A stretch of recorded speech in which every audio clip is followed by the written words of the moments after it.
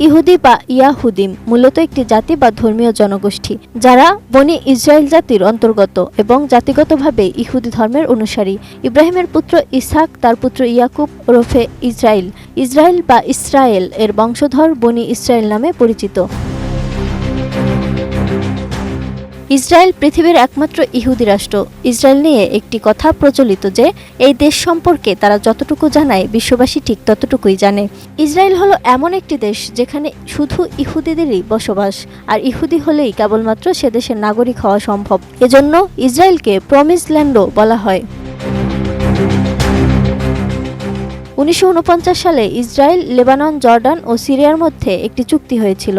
সেই চুক্তি অনুযায়ী দেশটির আয়তন হওয়ার কথা 20,770 বর্গ কিলোমিটার, কিন্তু ইসরায়েলের আয়তন এখন 27,799 বর্গ কিলোমিটার। দেশটি ইসরায়েল ভূমধ্যসাগরের পূর্ব উপকূলে অবস্থিত। এর রাজধানী জেরুজালেমে অবস্থিত। ব্রিটিশ সেক্রেটারি মিস্টার বেলফোর 1917 সালে ইসরায়েল রাষ্ট্র প্রতিষ্ঠার জন্য ঘোষণা দিয়েছিলেন, যেটা বেলফোর ঘোষণা হিসেবে পরিচিত। এর মাধ্যমে ব্রিটিশ শাসিত ফিলিস্তিন ভূখণ্ডকে দুই ভাগ করে এক ভাগ ফিলিস্তিন ও এক ভাগ ইসরায়েল করার সিদ্ধান্ত নেওয়া হয়। তার জন্য জাতিসংঘে গণভোটও গ্রহণ করা হয় 1947 সালে। তবে সে গণভোটে মার্কিন যুক্তরাষ্ট্র, ব্রিটেন এবং পশ্চিমা দেশগুলোর প্রভাবে ভোটের রায় চলে যায় ইসরায়েলের পক্ষে। RICL TMX, যুগের পর যুগ স্থাপনা থাকে মজবুত। বিশ্বে বর্তমানে 161টি রাষ্ট্র ইসরায়েলকে স্বাধীন রাষ্ট্র হিসেবে স্বীকৃতি দিলেও মুসলিম রাষ্ট্র এখনও ইসরায়েলকে স্বীকৃতি দেয়নি। আর মুসলিম দেশ হয়েও ইসরায়েলকে স্বীকৃতি দানকারী প্রথম মধ্যপ্রাচ্যের দেশ মিশর। এজন্য আরব লীগ থেকে মিশরকে বহিষ্কার করাও হয়েছিল।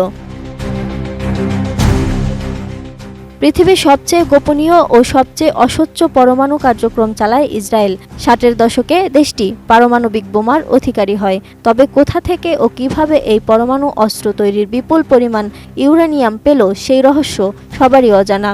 আরেকটি অবাক করা বিষয় হলো এর সীমান্তে অবস্থিত ডেড সি বা মৃত সাগর। সমুদ্রপৃষ্ঠ থেকে এই সাগর 15 ফুট নিচে অবস্থিত। এই মৃত সাগরে সবকিছুই ভেসে থাকে। এই সমুদ্রের পানিতে কোনো কিছুই ডোবে না। কেউ যদি সাঁতার না জানেন আর সে সাঁতারে ঝাঁপ দেন, তবুও ডোবার ভয় নেই। ইসরায়েলের পণ্য বর্জনের প্রসঙ্গ আসলে পেপসি, কোকাকোলা, বাটা, অ্যাপেক্স কিংবা ইউনিলিভারের কথা উঠে আসে, যা মোটেই সঠিক তথ্য নয়। মজার বিষয় হলো এসব কোম্পানিগুলো ইসরায়েল রাষ্ট্র প্রতিষ্ঠা পাওয়ার পূর্বেই যাত্রা শুরু করে।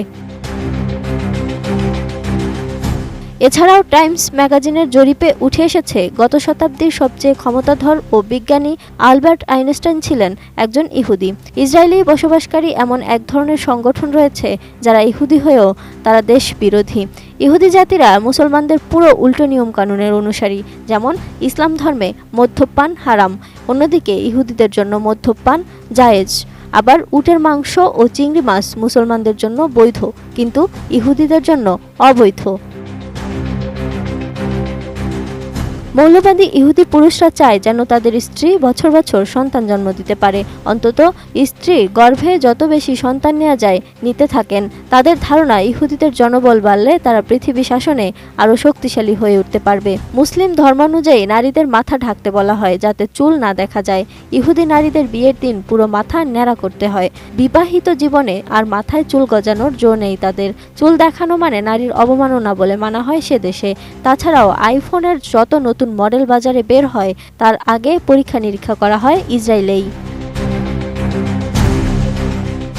ইসরায়েল দেশটি তাদের হীরা কাটা শিল্প, পর্যটক ও সফটওয়্যারের কারণেও বিখ্যাত। আরেকটি অবাক করা ও চমকপ্রদ তথ্য হলো ইসরায়েলের মানুষ ঈশ্বরের উদ্দেশ্যে প্রচুর চিঠি লিখে। প্রতি বছর জেরুজালেমের ডাক বিভাগে এমন অন্তত 1000 খানেক চিঠি পায় যেখানে প্রাপকের জায়গায় লেখা থাকে ঈশ্বর। Lima Sayanti, desk report, ATN news.